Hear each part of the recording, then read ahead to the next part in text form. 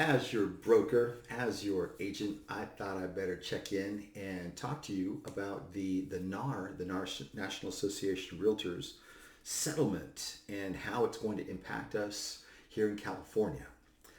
There's some changes coming for sure. I don't care if you're a buyer or a seller. I'll go ahead and explain to you how it's going to shake out. I do have in my possession some draft documents we're responsible to learn and kind of educate folks with. So I'm going to go ahead and do that. I'm not going to be able to answer all your questions potentially, short video, uh, but uh, but if you do have any additional questions, just go ahead and reach out to me. If you're not and or haven't been following this, it's a case that stemmed from Missouri that finished up in 2023. The judgment came in against National Association of Realtors as well as the national chains doing business there in Missouri. And the case stemmed from the homeowners not feeling that the listing agents in Missouri explained to them well enough that the fee that they were paying to get their home sold, a portion of it was actually going towards the buyer's broker. They felt that it should have been not only explained to them that they were being paid, but also that they had an option not to pay the buyer's broker. In other words, they felt that since it was not disclosed and they paid it as a matter of course, that it was price fixing. So what the attorneys argued was an antitrust case specific to price fixing, and they won. They won. So today, especially since the Department of Justice stepped in after that ruling, and they said, yeah, we would like to see the real estate industry treated more like other professionals.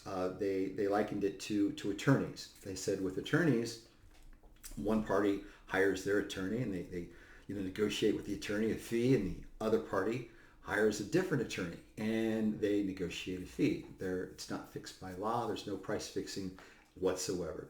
So moving forward, that would probably be the best analogy of how the real estate industry is going to be handled.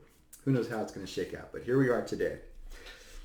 I'm going to start with the buyer's side, and I want to view this from your guys' perspective and not from the real estate agent or broker's perspective. As a buyer moving forward, the major change is this. You're going to be expected to sign a document from the very beginning that states what you're willing to pay your buyer's broker for their service to represent you. Now that buyer's broker is or should really sharpen their game and be very good at communicating their value, what they bring to the transaction to protect the interests of that buyer. But at the end of the day, before you can actually tour a home as a buyer with an agent, you have to sign this document.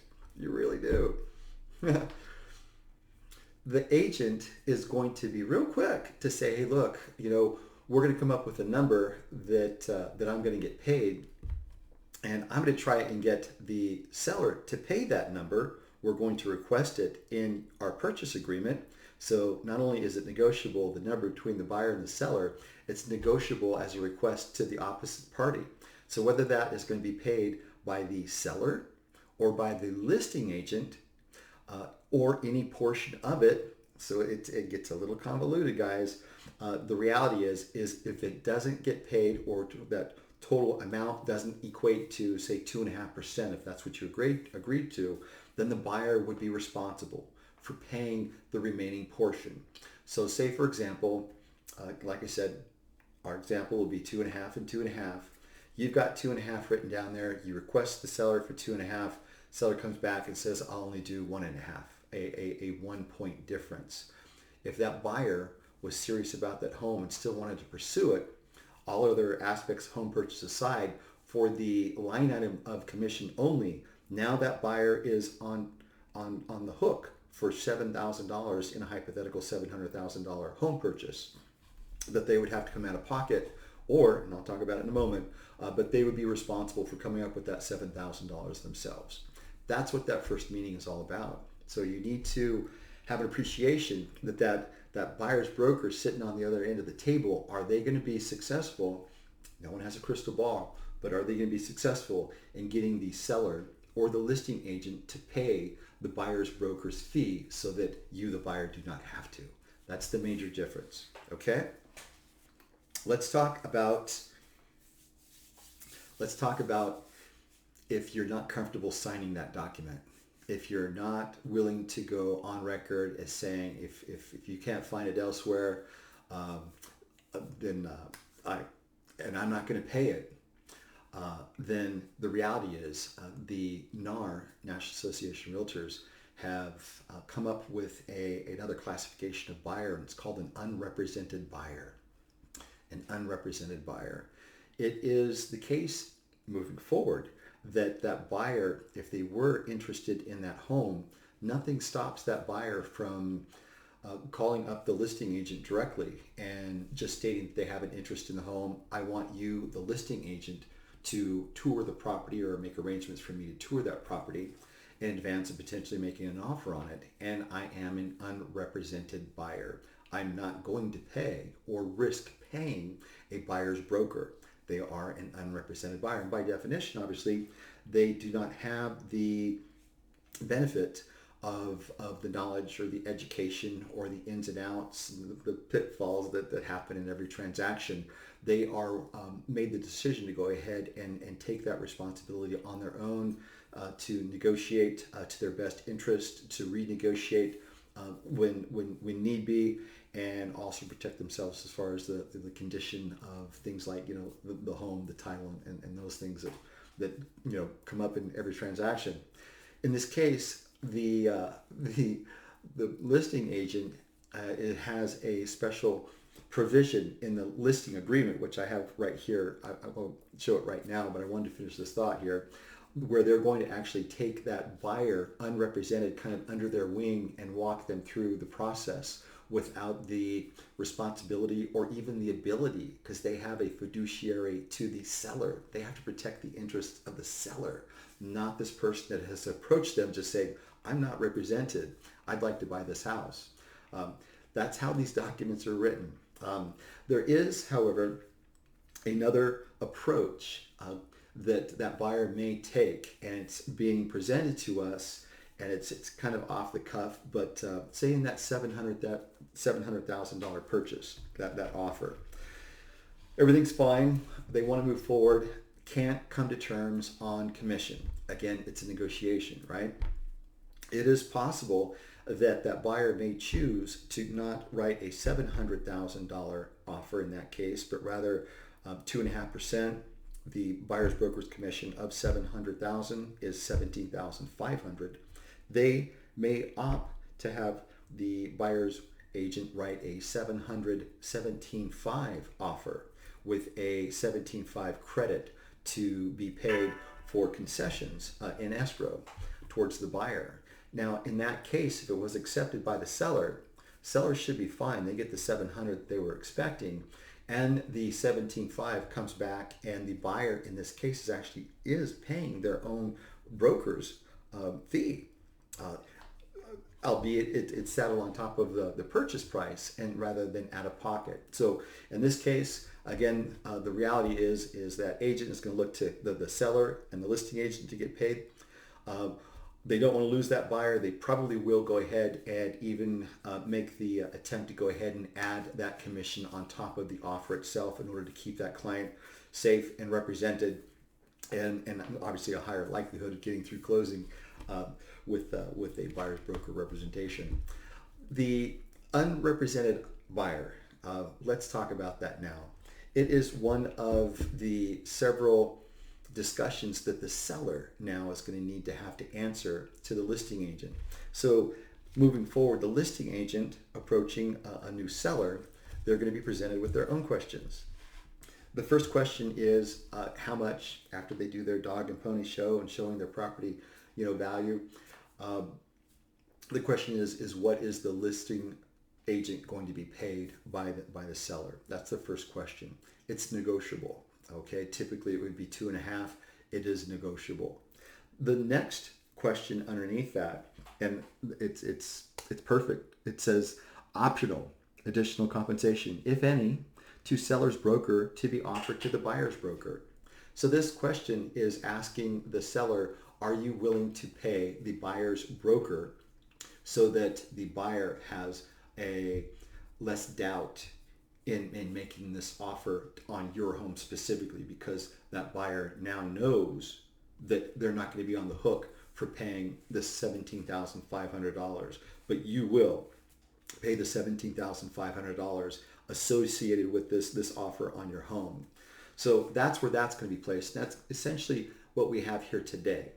The one underneath this one is the question, additional compensation to seller's broker if buyer is unrepresented. Again, that unrepresented buyer. So it is not only allowable, the documents are actually drafted to have unrepresented buyers moving forward here in California.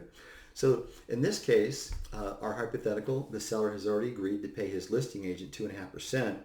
The listing agent is now saying, well, Mr. Seller, how much are you going to pay me to walk this unknowledgeable individual through these hundreds and hundreds of pages in order to ensure that they do them correctly?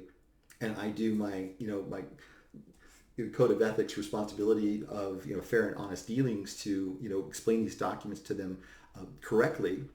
The listing agent cannot make any recommendations. They cannot offer any experience or concerns. They just explain the documents. So Mr. Seller, how much are you going to pay me to go ahead and do this to ensure that you've got this buyer in a position to go ahead and successfully close escrow so that you get paid? Now that may be what? 1%, 1.5%, 2%, it's negotiable. It is even possible that they may offer nothing, that listing broker then is going to be kind of in a sticky wicket where if they want to close the deal and the seller is not willing to go ahead and compensate the listing agent to work with that unrepresented buyer, that's the way that this negotiation approach is being allowed to portray here. Nobody has a crystal ball here. So the next are some of the common stuff that you typically do see. Obviously, an outside broker, what they're going to be paid. We talked about that. A dual agency, what the listing agent is going to pay his own agent to represent not an unrepresented buyer, but a represented buyer, and they're being represented by either that agent or another agent within that same brokerage. That would still be considered dual agency, similar to what we have here today. What is nice is down on the bottom, there is a standalone box, and it says optional seller concessions. And the reason for that is because the N.A.R settlement states that we can no longer use the MLS to convey information about the seller's compensation to offset the buyer's broker. Typically, buyer's brokers would just go ahead and see, well, frankly, everybody would see, even the buyers and everybody. It's posted. It's just a matter of course. What the buyer's agents or buyer's brokers make in successful duties, they will not allow that to be seen in the MLS.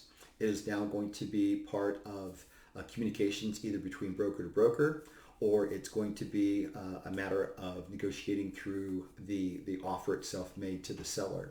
So the reality is, what they won't allow is the reference to commission or charges or fees or compensation.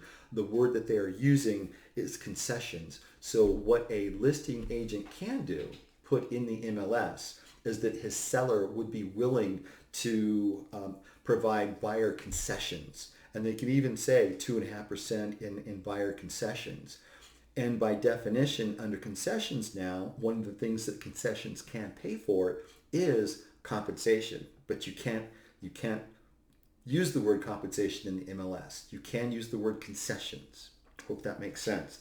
So just a little bit more of an opportunity for people to communicate a little better, to know the rules, to certainly show their value and truly represent their clients. Hell, I think it's kind of a good thing at the end of the day.